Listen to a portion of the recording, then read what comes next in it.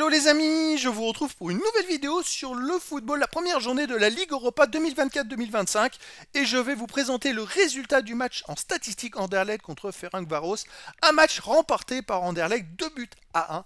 Alors on va revenir dans cette vidéo sur les buteurs de cette rencontre, mais surtout sur toutes les statistiques des deux équipes. On va décortiquer les stats pour essayer de comprendre le scénario, le déroulé de ce match. Et on terminera la vidéo par les prochains adversaires pour ces deux équipes dans cette compétition. Alors 2 buts à 1 pour Anderlecht, bon c'est une victoire et c'est ce qui compte. Anderlecht avait ouvert le score à la 60e minute par Verscheren. Et ils ont doublé la mise 6 minutes plus tard, la 66e par Dolberg sur penalty, mené 2-0 à ce moment-là.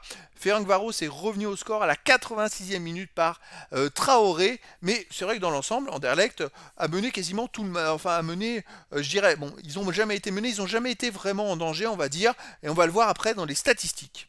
Alors dans les stats, vous voyez possession de balle, malgré le fait que Anderlecht est mené à partir de la 60e minute de jeu, c'est 56% à 43% pour Anderlecht, les passes tentées 459 à 351 pour Anderlecht, passes réussies 396 à 280 pour Anderlecht, pourcentage de passes réussies 86% à 79% pour Anderlecht, qui a dominé d'un point de vue passe le jeu. Les occasions 9-5 pour Anderlecht, les tirs 13-9 pour Anderlecht, les tirs cadrés 6-3 pour Anderlecht, les tirs contrés 5-3 pour Ferencváros, aucun poteau, les hors-jeu 1 pour Anderlecht, 0 pour Ferencváros.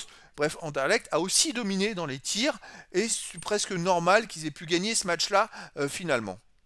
Les autres stats, les corners 3 partout, les centres 20 à 17 pour Ferencváros, les interceptions 8-7 pour Anderlecht, les tacles 18-14 pour Ferencváros, les duels gagnés 51-48 pour Anderlecht, les arrêts 4 arrêts pour Ferencváros, 2 arrêts pour Anderlecht, vous voyez, et en plus Ferencváros a fait plus d'arrêts le gardien. Les fautes 25 à 12 pour Ferencváros, un match quand même très haché, les jaunes 6 jaunes pour Ferencváros, 3 pour Anderlecht, dont un carton rouge pour Anderlecht. Vous voyez, il y a eu beaucoup de fautes dans cette rencontre, ça a été compliqué, vous voyez, et pourtant Anderlecht a mené 2-0 hein, puisque Ferencváros est revenu au score qu'à la 86e minute. Donc est-ce que c'est nécessaire? C'était nécessaire que, je dirais qu'il y a un rouge, je crois que c'est Angulo qui a pris un rouge à la 81e minute. Après il y a eu 3 jaunes pour Ferencváros dans les 90e minutes, un jaune pour aussi un joueur d'Anderlecht à ce moment-là. Ça s'est terminé, c'était très brouillon à la fin. Alors peut-être qu'ils ont tout fait, je dirais, pour pousser, pour égaliser Ferencváros. Mais voilà, au final c'est Anderlecht qui l'a emporté. Et donc on va aller voir maintenant les rencontres des deux équipes, les prochaines rencontres. Anderlecht jouera le 3 octobre à 18h45 à la Real Sociedad. Real Sociedad qui a fait un match nul 1 partout à Nice. Donc Anderlecht il essaiera de confirmer cette victoire à la Real Sociedad, ça va pas être facile.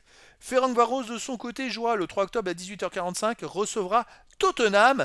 Ça va être aussi très compliqué pour Ferencváros, mais après voilà, tout est possible. Là c'est vrai qu'ils ont une défaite qui fait mal. À Anderlecht et il va falloir qu'ils ne fassent pas une contre-performance contre Tottenham, sinon ça peut vraiment les handicaper pour la suite de la compétition.